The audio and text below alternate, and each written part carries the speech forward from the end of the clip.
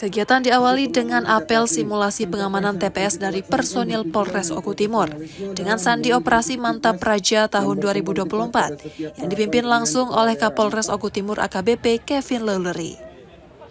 Menurut Ketua KPU Kabupaten Oku Timur Denis Firmansyah, kegiatan simulasi yang digelar oleh KPU Kabupaten Oku Timur di halaman kantornya merupakan kesungguhan dan komitmen KPU dalam melaksanakan pilkada yang ditargetkan akan berjalan lancar, aman, dan damai.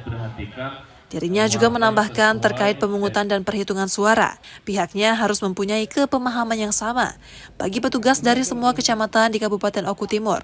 Jangan sampai ada yang tidak paham dengan tugas pokok dan fungsi serta teknik dan prosedur dalam pemungutan dan perhitungan suara.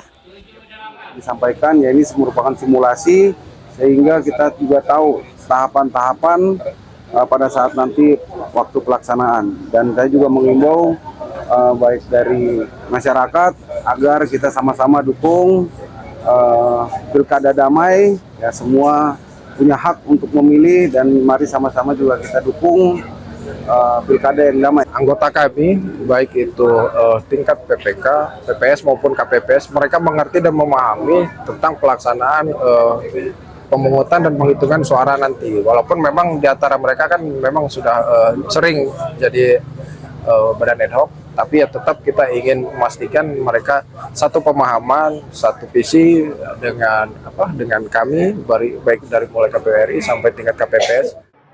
Dari Oku Timur, Tim Liputan, iNews melaporkan.